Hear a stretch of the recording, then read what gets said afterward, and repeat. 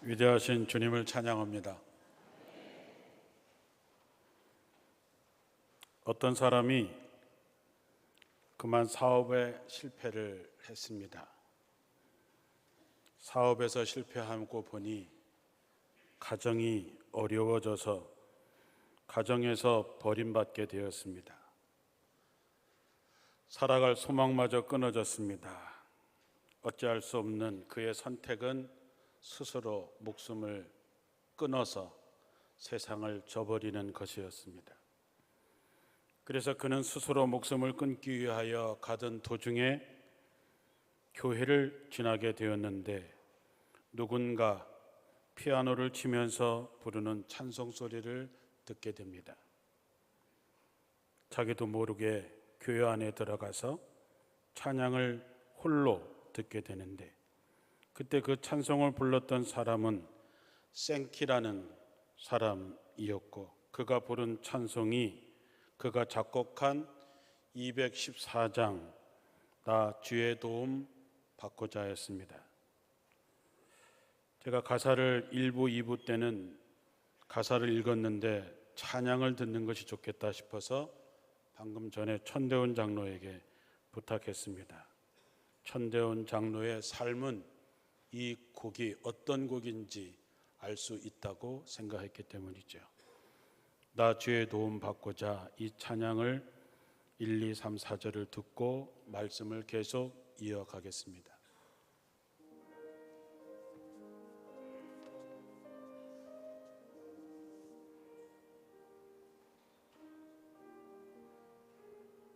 함께 부르겠습니다. 나 주의 도움 받고자 주 예수님께 빕니다. 함께 하시겠습니다. 그 구원 허락하시사 날 받아주소서.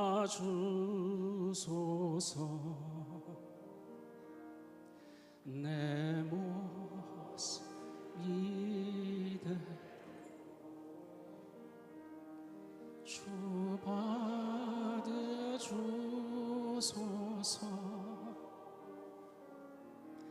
날 위해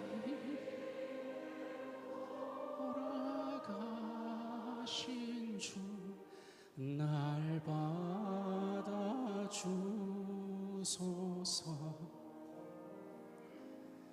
큰 죄에 빠져 영주 날 위해 피 흘렸으니 주 형상대로 빚으사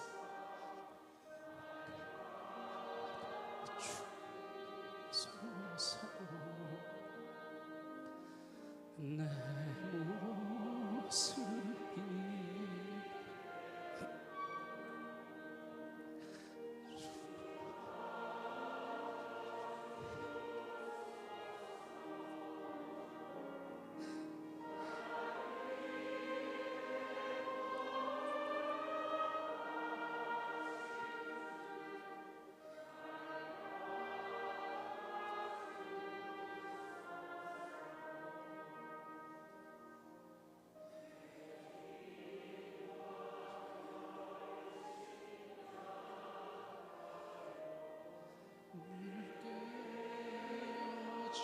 깨어지기 쉬우니 주의 이름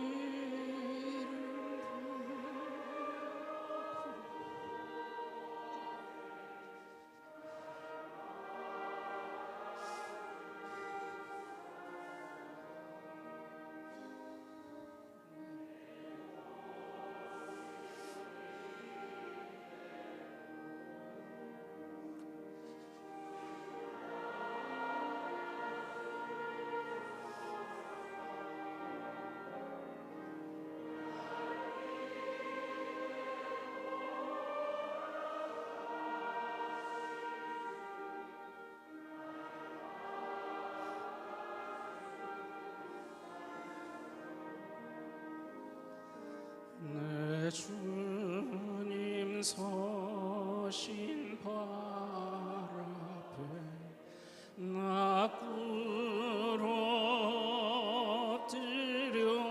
부러뜨렸으니 그 크신 역사 이루게 날 받아주소서. 내 모습 이대로 주 받아주소서. 날 위해 돌아가신 주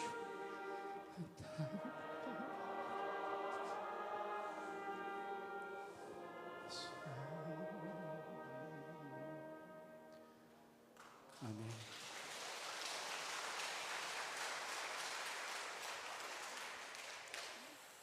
이 찬송을 들을 때 그의 마음에 성령께서 역사하셨습니다.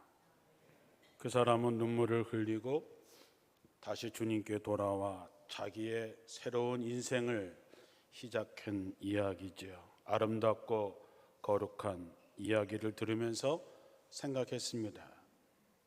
생키라는 사람이 뭔가를 의도하고 한 것은 아니었지만 그 시간 그는 교회에서 홀로 찬양을 했고 마침 절망 가운데 생을 마감하려고 했던 그가 그곳을 지나다가 찬양을 듣게 되고 새 삶을 살게 된 이야기가 우연의 일치라고 할 수 있을까?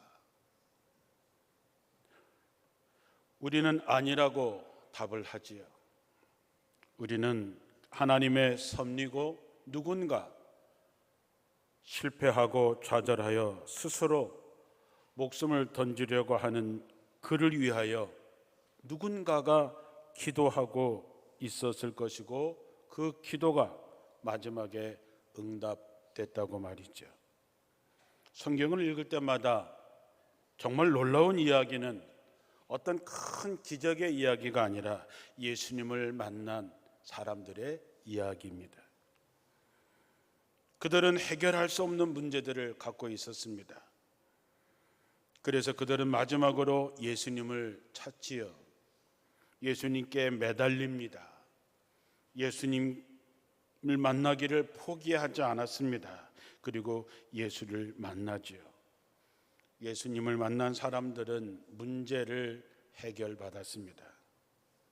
그들은 예수님을 만나기 전과 예수님을 만난 이후에 완전히 다른 삶을 살게 되지요. 그러나 그 중에는 예수님을 만나기를 원하지만 스스로 걸을 수 없어서 스스로 예수님께 갈 수 없었던 안타까운 사람들도 있었습니다. 요한복음 5장에 보면 예루살렘에 있는 베데스다 연못가에 38해 38년 된 병자를 만나신 예수님이 있어 계셨지요. 거기에는 물이 움직일 때 누구든지 가장 먼저 들어가는 사람은 병에 낫는다는 전설이 있는 곳이기 때문에 각색 온갖 병자들이 질비하게 있었는데 왜 예수님은 그 중에 38년 된 병자를 만나셨을까? 하나님의 은혜라는 말 밖에는 어떤 말로 설명할 수 없는 일입니다. 마가복음 2장에는 예수님께서 가버나움에 계실 때 중풍병자를 4사람이 메어 가지고 와서 예수님 앞에 만나기를 원했지만 사람들이 워낙 많아서 예수를 만날 수 없자 저들은 포기하지 않고 뒤로 돌아가 지붕을 뜯고 예수님 앞으로 그 중풍병자를 내려보내므로 중풍병자가 낫는 기적 같은 일도 있었습니다. 생각해 봅니다. 움직일 수 없는 중풍병자를 들것에 담아 메고 와서 지붕을 뜯어 내리기까지 포기하지 않았던 그들은 과연 누구였을까? 친한 친구들이었을까? 아니면 형제나 일가 친척이었을까? 인생을 실패하고 숨어 사는 사마리아의 수가라는 동네에 있던 한 여인을 예수님께서는 찾아가 만나 주셨습니다. 어느 날 빌립은 나다나엘을 찾으며 네가 찾는 메시아가 우리가 만났다, 곧 나사렛 예수라고 말할 때 나다나엘은 이렇게 얘기합니다. 나사렛에서 무슨 선한 것이 날 수 있겠느냐. 빌립이 얘기합니다. 한번 와봐. 와서 한 번만 만나봐. 나다나엘은 예수님의 제자가 되고 순교하게 됐지요. 이제 우리도 이 일을 하려고 합니다. 누군가에게 평생 잊혀지지 않는 생명의 은인이 되기를 바라는 것이죠. 선교부 주관으로 시작하는 태신자 초청 주일을 11월 23일 날 하게 됩니다. 그래서 주제가 1123 사랑으로 품다입니다. 11월 23일 주일을 초청 주일로 잡고 2달 동안 우리는 태신자를 품고 기도하며 시작하자고 하는 것이죠. 하나님께 스스로 올 수 없는 이들을 주님 앞으로 데리고 와서 인생의 문제를 해결해 주려는 것이죠. 빌립처럼 혼자 가셔도 되고 중풍병자를 들것에 싣고 데리고 온 네 사람처럼 연합해서 해도 됩니다. 태신자를 품고 기도하며 그들을 주님 앞으로 인도한다는 것은 여러분이 생각했던 것보다 쉬울 수도 있고 여러분이 생각했던 것보다 훨씬 어려울 수도 있습니다. 왜냐하면 사탄의 강한 저항을 맞이하게 될 것이기 때문이죠. 그러나 분명한 것은 시간이 없다는 것이죠. 망설일 시간이 없다는 것이죠. 우리가 마음에 새겨야 하는 분명한 것은 그 사람은 하나님께서 내게 맡겨진 사람이라고 하는 것입니다. 내가 하지 않으면 그는 살 수 있는 방법이 없다는 절박함과 간절함이 있어야 됩니다. 사랑하는 성도 여러분, 이거는 교회의 부흥을 위한 것이 아닙니다. 교인들의 숫자를 늘리려고 하는데 목적이 있는 것이 아닙니다. 그거는 그저 결과물일 뿐입니다. 사람을 살리는 일입니다. 지옥으로 가는 사람을 천국으로 인도하는 것입니다. 생을 포기하려고 하는 사람에게 살아갈 희망을 주자고 하는 것이고 그것은 하나님께서 가장 원하시고 기뻐하시는 일입니다. 해도 되고 안 해도 되는 일이 아닙니다. 세상에서 가장 중요하고 시급한 일입니다. 예수를 믿고 영원한 생명을 얻은 우리가 죽어가는 사람을 보면서 살릴 수 있는 방법을 알고 있는 우리가 당연히 해야 할 일이지요. 그들은 잘 모르겠지만 그들의 영혼은 우리를 애타게 기다리고 있습니다. 우리들에게 살려달라고 소리칩니다. 예수님을 쫓아가며 우리를 불쌍히 여겨달라고 소리쳤던 이들과 같이 우리를 구해달라고 소리치고 있습니다. 그들의 영혼의 소리를 듣게 되시기를 주님의 이름으로 축원합니다. 보게 되기를 축원합니다. 우리가 듣게 되고 보게 된다면 우리가 제일 먼저 해야 하는 일은 그들을 마음에 품고 기도하는 것으로부터 시작해야 합니다. 우리는 사람을 보는 관점이 세상에 보는 관점과 다릅니다. 얼마나 많이 갖고 얼마나 높은 자리에 얼마나 많이 그게 아니라 우리는 주님의 관점으로 봅니다. 불쌍한 영혼, 죽어가는 불쌍한 영혼, 그래야 마음에 품어집니다. 그래서 우리가 제일 먼저 해야 하는 것은 기도하는 일인데 왜냐하면 이 일은 반드시 성령의 도우심이 있어야 합니다. 영적인 싸움이기 때문에 우리 힘으로는 이길 수 없습니다. 성령의 도우심이 없이는 해낼 수 없다는 것이죠. 사탄은 온갖 방법으로 방해할 것입니다. 사탄을 이길 수 있는 방법은 단 하나, 성령께서 역사하시는 것입니다. 그래서 기도하라는 것입니다. 여러분이 누군가를 품고 기도하다 보면 성령께서 여러분 안에 임재하시고 여러분에게 능력을 더하실 때에 여러분의 마음에 담대함이 생길 것입니다. 그가 주님을 만나서 영원한 생명을 얻을 때까지 우리는 기도해야 됩니다. 우리만 하는 것이 아닙니다. 교회학교 어린이들도, 중고등부 학생들도, 청년들도 우리 모두 참여하는 것입니다. 앞으로 2달 동안 우리 교회의 모든 이들이 한 영혼 한 영혼을 마음에 품고 온 힘을 다해서 기도해야 합니다. 성령께서 역사하실 거고 그것을 우리 스스로 경험할 수 있어야 됩니다. 우리 눈으로 보게 될 것입니다. 주님 앞에 나온 사람들이 얼마나 기뻐하는지, 하나님이 얼마나 기뻐하는지 말입니다. 오늘부터 2주간 기도하시고 전도할 태신자를 적고 기도하십시오. 우리 권영주 목사 선교팀이 아주 열심히 기도하는 가운데서 구호를 하나 만들었어요. 1123 하나 하루에 하나 한 영혼을 두 손 모아 3분 동안 기도하자. 어렵지 않지요? 애써서 만들었으니까 한번 따라해 볼까요? 큰 소리로 따라해야 됩니다. 하루에 한 영혼을 2손 모아 3분씩 기도하자.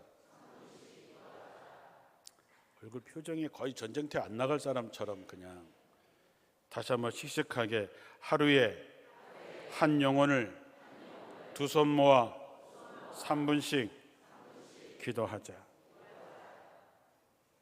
여러분의 마음에 품어진 사람에게 하늘의 복이 함께 하시기를 축원합니다.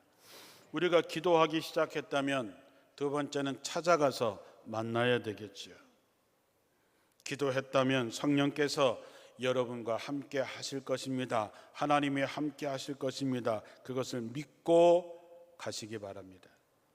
늘 말씀드리지만 부르지 않는 노래는 노래가 아니고 표현되지 않는 사랑은 사랑이 아니듯이 행동하지 않는 믿음은 믿음이 아닙니다.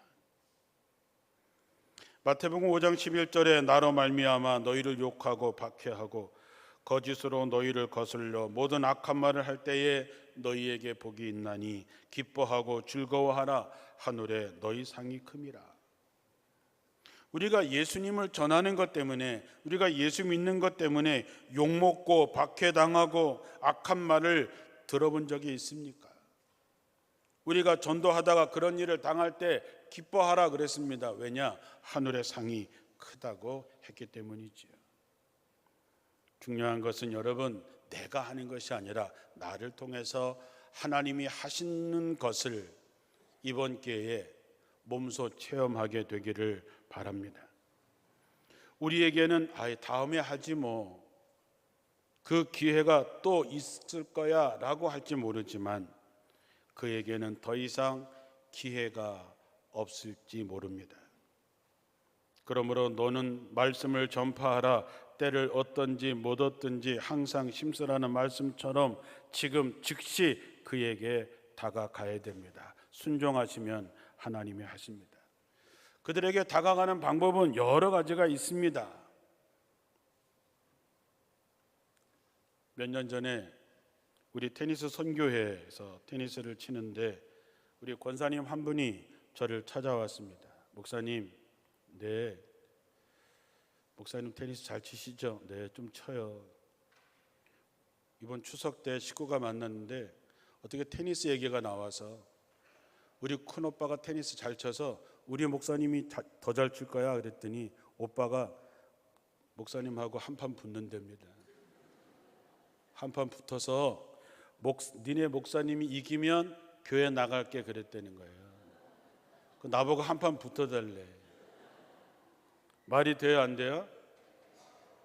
남의 말이라고 못 된대. 그 큰 오빠가 뭐 하신 분인지 알아요? 체육 선생님이야. 나는 뭐예요? 목사야. 여러분, 목사하고 체육 선생님하고 붙으면 누가 이기겠어요? 믿음 좋네. 그래서 한 달 뒤에 뭐 하기로 해서 했는데 그분 진짜 오셨더라고요. 난 그 또 칼 들고 오신 분도 또 신기해.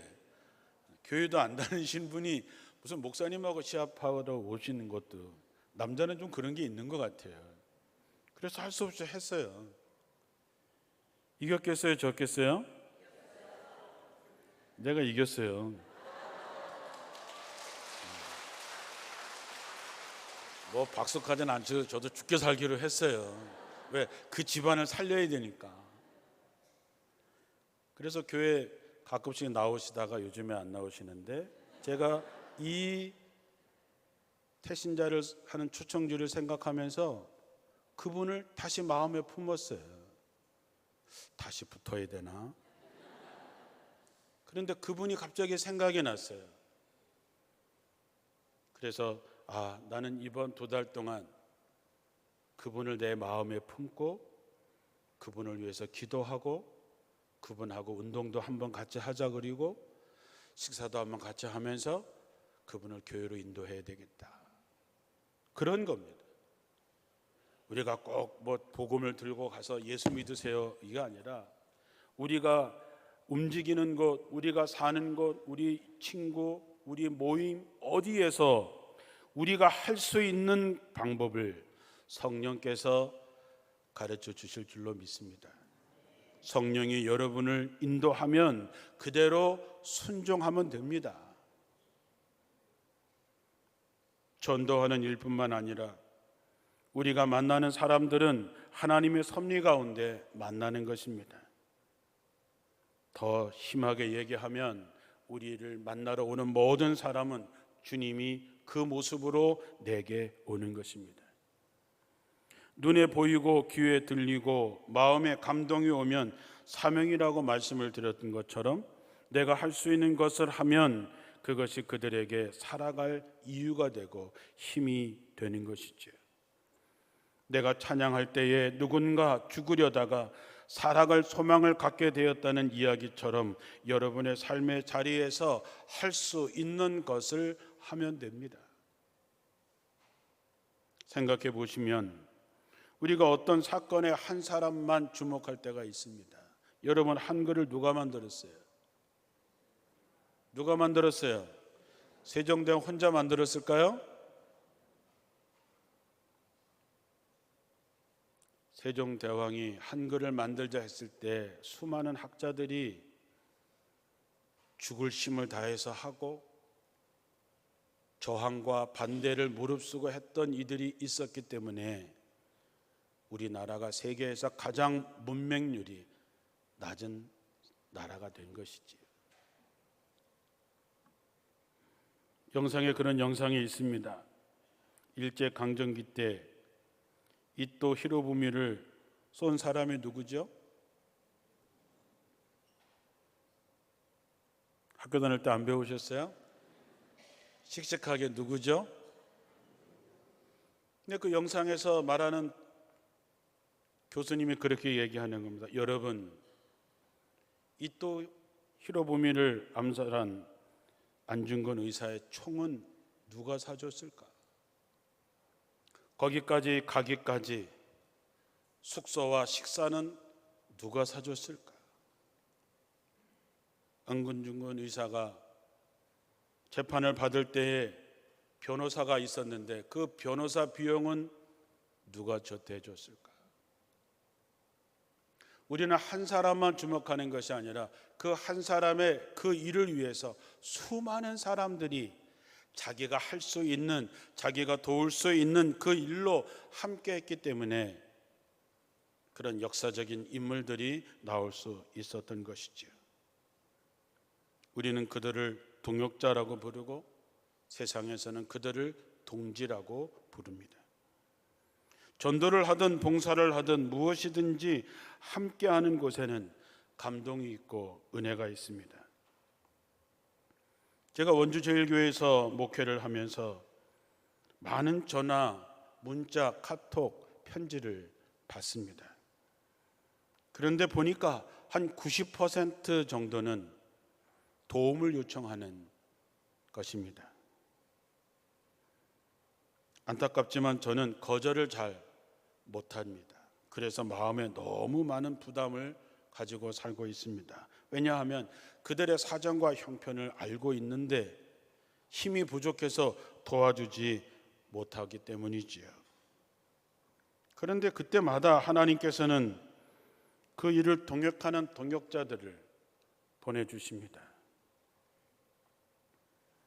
자신이 암에 걸려서 투병 생활을 할 때에 교회의 주변에 아픈 사람들이 눈에 들어오기 시작했습니다.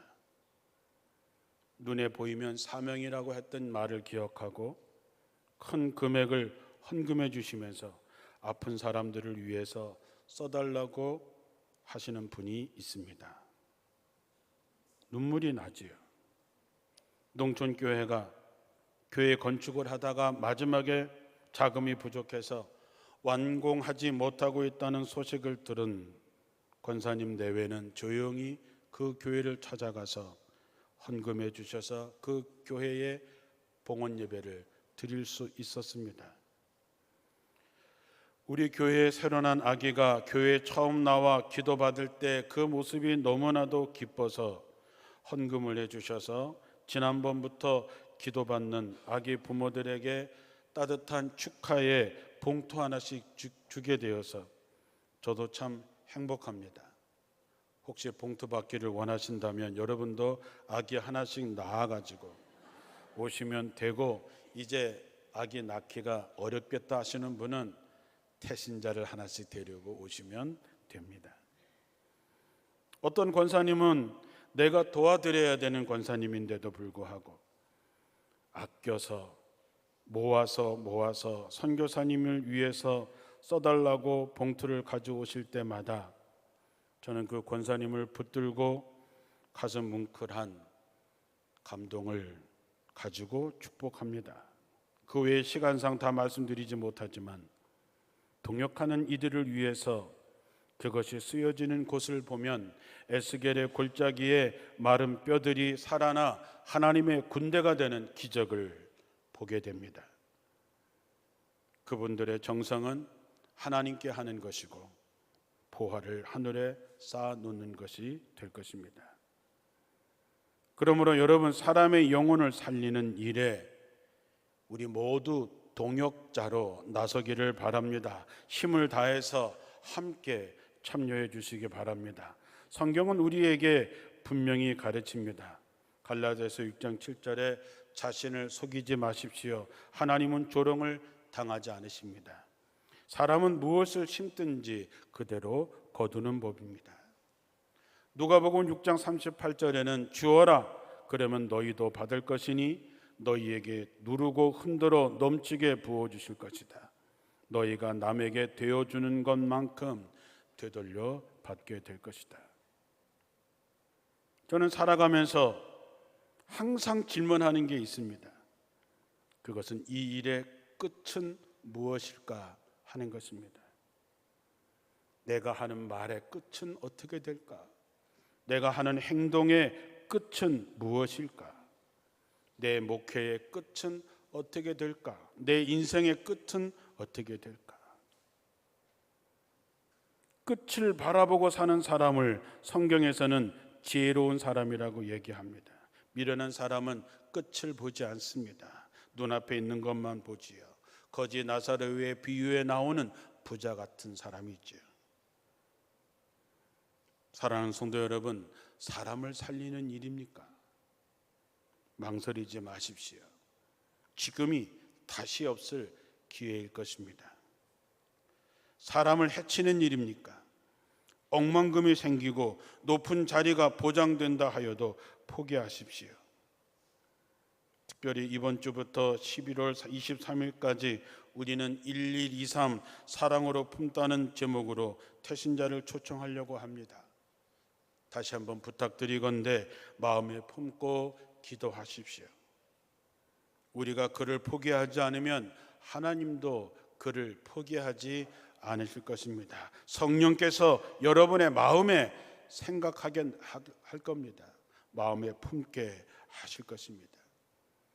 그 사람이 여러분의 마음에 편한 사람일 수도 있지만 여러분의 마음을 불편하게 했던 사람일 수도 있습니다. 그러나 성령께서 여러분의 마음에 그런 마음을 주셨다면 품고 기도하시고 찾아가십시오. 그 영혼을 살리기 위해서 무엇이든지 아끼지 마십시오. 사람을 살리는 일인데 무엇을 망설이고 무엇을 아끼시겠습니까? 그리고 초청하십시오. 어린아이부터 장년에 이르기까지 우리는 모두 함께 가는 것입니다. 누군가를 위해서 선한 일을 하다가 낙심하지 마십시다.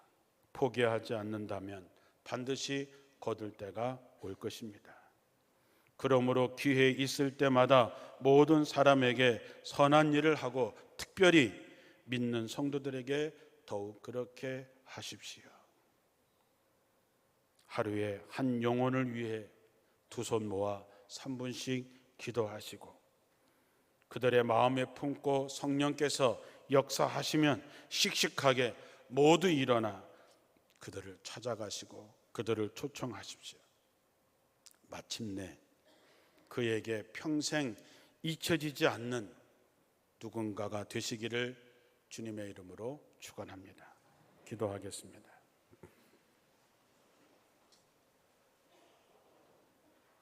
사람을 살리는 일, 영혼을 구하는 일, 지구의 모든 것과 바꿀 수 없는 일입니다. 이제 우리가 그 일을 시작합니다.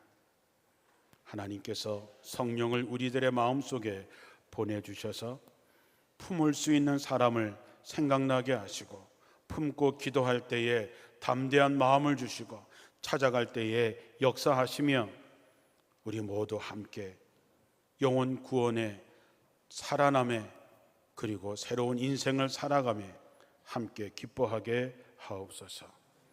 우리 주 예수 그리스도 이름으로 기도합니다.